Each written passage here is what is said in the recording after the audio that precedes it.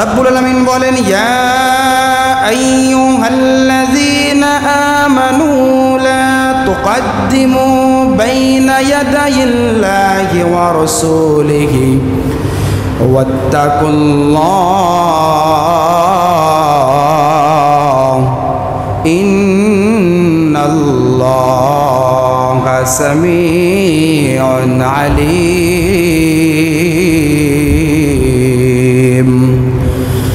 রব্বুল আলামিন বলেন, ওহে দুনিয়ার মানুষেরা মনে রেখো, ইয়া আইয়ুহাল্লাযীনা আমানু, যারা ঈমান এনেছো তোমরা, লা তুকদ্দিমু বাইনা ইয়াদাইল্লাহি ওয়া রাসূলিহি, আল্লাহ যা বলেছেন তার বেশি তোমরা বুঝতে যেও না। রাসূল যা তোমাদের মাঝে নিয়ে এসেছেন তার অধিক পরিমাণ তোমরা বুঝতে যেও না। মা আতাকুমুর রাসূল ফাখুযুহু ওয়া মা নাহাকুম আনহু ফান্তাহু, রাসূল তোমাদের মাঝে যা কিছু নিয়ে আদেশ করেছেন করার জন্য সেটাই করো, আর যা কিছু নিষেধ করেছেন সেটাকে তোমরা বর্জন করো। সুবহানাল্লাহ বলবেন না? এজন্য আল্লাহ বলেন, আমি আল্লাহ পাক তোমার জন্য যতটুকু লিমিটেশন করে দিয়েছি দুনিয়ার বুকে চলার জন্য, তোমাকে যতটুকু আমি নিয়ম দিয়েছি, যতটুকু আমি বিষয় দিয়েছি, যা সাবজেক্ট দিয়েছি সেটাই তুমি পালন করো, সেটাই তুমি বুঝতে যাও। সাবধান, লা তুকদ্দিমু বাইনা ইয়াদাইল্লাহ, আল্লাহর চাইতে বেশি বুঝতে যেও না।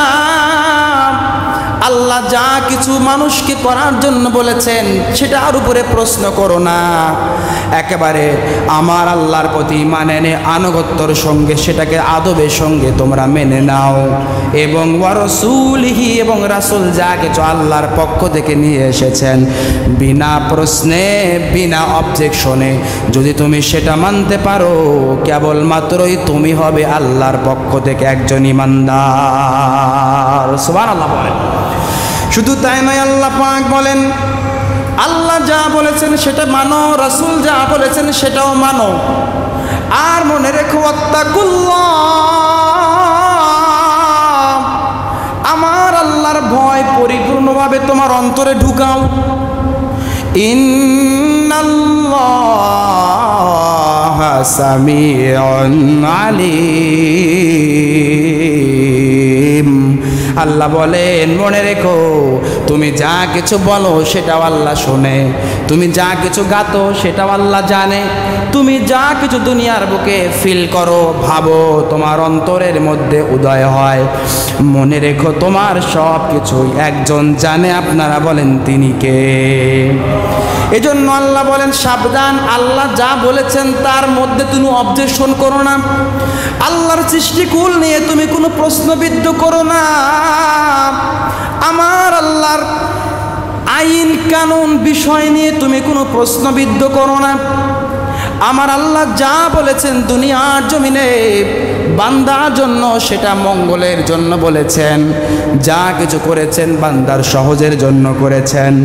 আর রাসূলকে বান্দার যেটা করতে সহজ হয়েছে আমার দয়ার নবীকে আল্লাহ পাক সেইটা করে দুনিয়ার জমিনে বার্তা বাহক করে তিনি পাঠিয়েছেন। সুবহানাল্লাহ বলবেন না ভাই?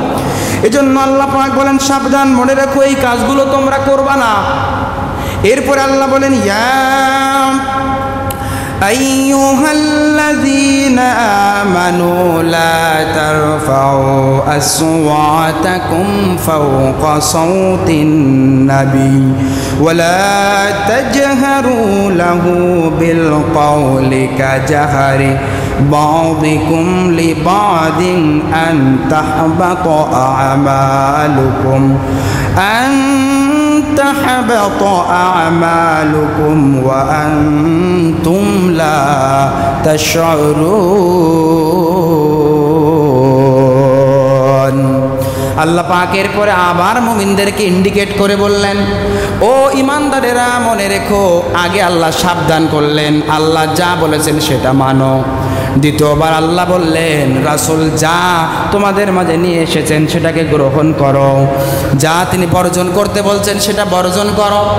এরপরে আল্লাহ পাক তার হাবিবকে আরও তিনি তাগিদ দিয়ে, তিনি ভালোবাসা দিয়ে তিনি বললেন, ইয়া আইয়ুহাল্লাযীনা আমানু লা তারফাউ আসওয়াতাকুম ফাওকা সাওতিন নবী। নবীজি তোমাদের মাঝে যা বলে সাবধান সাবধান, নবীর কণ্ঠের উপরে তোমাদের কণ্ঠকে উত্তোলন করো না। নবী যা বলেছেন সেটা তুমি মান্য করো, নবী যেরকম আওয়াজ করে সেরকম আওয়াজ করো না। আমার নবী যে পরিমাণ কথার আওয়াজ করেছেন তার উপরে তোমাদের আওয়াজকে তোমরা তুলো না। সুবহানাল্লাহ বলবেন না? চিন্তা করছেন আল্লাহর কত মানুষকে আদব শিক্ষা দিলেন, রাসূলকে তিনি কত ভালোবাসলেন, মানুষদেরকে উম্মাদেরকে আমার আল্লাহ পাক সতর্ক করলেন, ও আমার দুনিয়ার বান্দা বান্দিরা, আমার রাসূল তো এমন একজন নবী, তিনি যা বলেছেন দুনিয়ার জমিনে তা তোমরা পালন করো।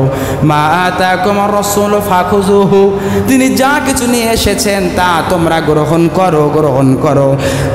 আর তিনি ওয়ামা নাহাকুম আনহু ফান্তাহু, আর তিনি তোমাদেরকে যেটা থেকে বাঁচতে বলেছেন, যেটা নিষেধ করেছেন সেটা তোমরা বর্জন করো।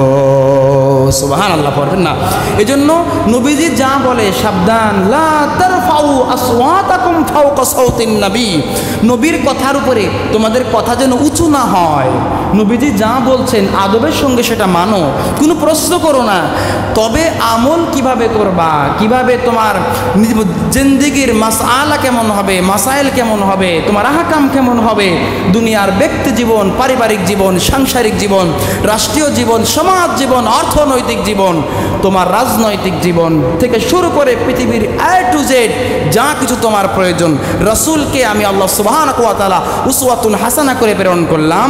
A to Z তুমি কোশ্চেন করে রাসূল থেকে জেনে নাও, কিন্তু রাসূল যেটা বলে তার উপরে প্রশ্ন করো না যে এটা তুমি করতে পারবা না। সুবহানাল্লাহ বলবেন না? এটা হলো আদব।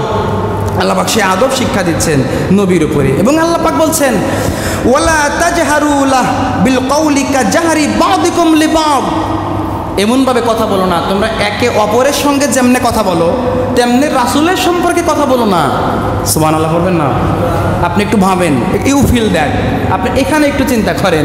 আল্লাহ পাক বলছেন যে কাজাহরি বাদিকুম লিবাদ, একে অপর তোমরা যেভাবে সম্বোধন করে ডাকো একজনকে, তোমরা বড় ভাই বলে ডাকো, তোমরা মানুষকে তুচ্ছ তাচ্ছিল্য করে ডাকো, মানুষকে খুব কম মর্যাদায় অধিষ্ঠিত করে ডাকো, এরকম করে সাবধান রাসূলকে ডেকো না। সুবহানাল্লাহ বলবেন না ভাই? এমনকি আল্লাহ সুবহানাহু ওয়া তাআলা রাসূলের নাম ধরেও পবিত্র কুরআনুল কারিমে রাসূলকে ডাকে নাই। সুবহানাল্লাহ বলবেন না? রব্বুল আলামিন বলেন, ইয়া আদামু উসকুন আনতা ওয়া যাওজুকাল জান্নাতা ওয়া কুলা মিনহা রাগাদান হাইসু শি'তুমা ওয়া লা তাকরাবা হাযিহিশ শাজারা। আল্লাহ পাক আদম নবীর নাম ডেকেছেন, তিনি বলছেন, কুল ইয়া আদামু উসকুন আনতা ওয়া যাওজুকাল জান্নাহ। সুবহানাল্লাহ বলবেন না? আল্লাহ পাক হযরত ইব্রাহিমের নাম ধরে ডেকেছেন, ইয়া ইব্রাহিম কদ সাদ্দাকতার রুয়া। আল্লাহ পাক নূহ নবীর নাম ধরে ডেকেছেন, ইয়া নূহ ইহবিত বিসালামিন মিন্না ওয়া বারাকাত। আল্লাহ পাক হযরত ঈসা নবীর নাম ধরে ডেকেছেন, ইয়া ঈসা ইবনে মারইয়াম উযকুরু নি'মাতি আলাইকা। আল্লাহ পাক মুসা নবীর নাম ধরে ডেকেছেন, ইয়া মুসা ইন্নানি আনাল্লাহ। সুবহানাল্লাহ বলবেন না? আল্লাহ পাক এরকম করে অসংখ্য নবী রাসূলের নাম ধরে তিনি ডেকেছেন, কিন্তু আমার নবীর ক্ষেত্রে আমার আল্লাহ পাক নাম ধরে ডাকেন নাই, ডাকেন নাই।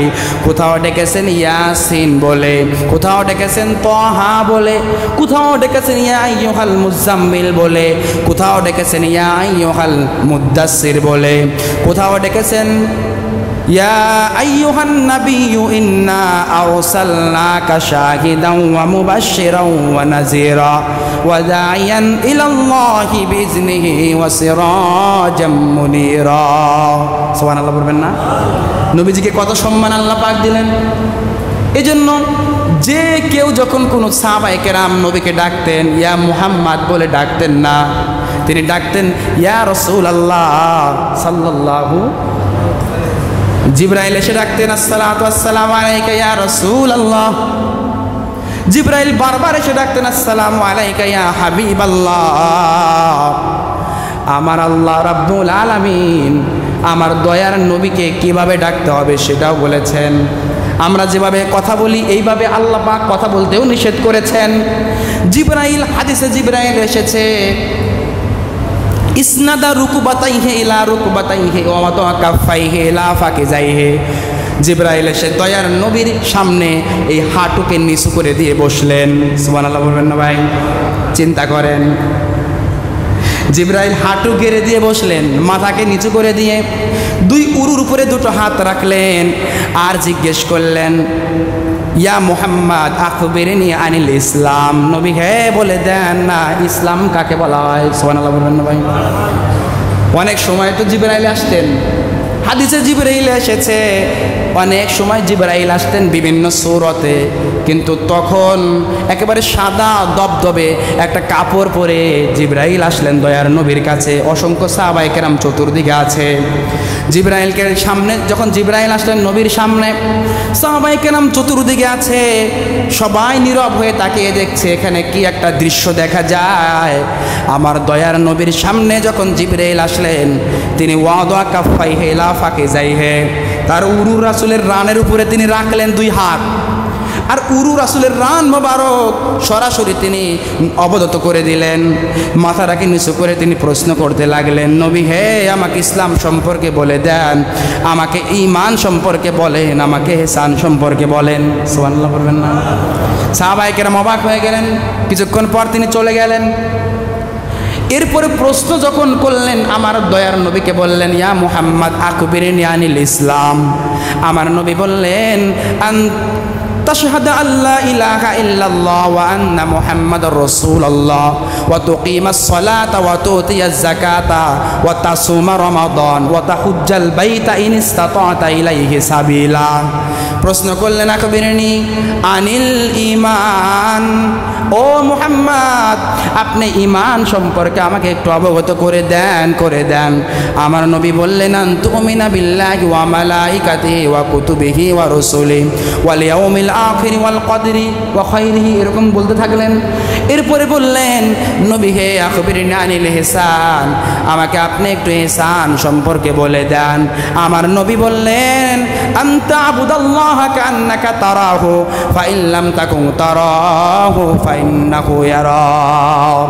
তিনটা প্রশ্নের জবাব যখন তিনি দিলেন, প্রত্যেক প্রশ্নের জবাবের পরে জিবরাইল আদবের সঙ্গে বললেন, সাদ্দাকতা, হে নবী হে আপনি সত্য বলেছেন। সুবহানাল্লাহ বলবেন না?